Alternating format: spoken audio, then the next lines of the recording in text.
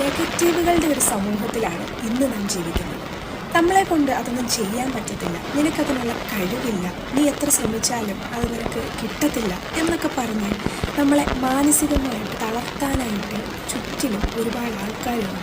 എന്നാൽ അവരോടൊക്കെ എനിക്ക് പറയാനുള്ളത് ഒരു കഥയാണ്. തവളകൾ കുഴിയിൽ വീണപ്പോൾ 3 തവളകളുണ്ടായിരുന്നു. 3 പേരും ഒരു കുഴിയിൽ വീണു.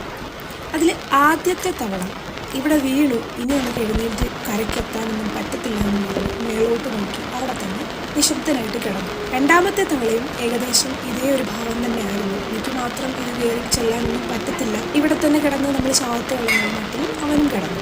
എന്നാൽ മൂന്നാമത്തെ തവള അതൊന്നും കൂസാക്കാതെ മുന്നിലേക്ക് വലിഞ്ഞു കയറുന്നു. ഈ 2 തവളയും ബാക്കിൽ നിന്ന് വിളിച്ചു പറയുന്നു, നീ അവിടെ എന്തായാലും എത്താൻ പോകത്തില്ല, നീ അവിടെ നിന്ന് താഴേക്ക് വീഴും. പക്ഷെ മൂന്നാമത്തെ തവള പരിശ്രമിക്കുകയും അങ്ങനെ കരയ്ക്ക് എത്തുകയും ചെയ്തു. കാരണം എന്താണെന്നറിയാമോ?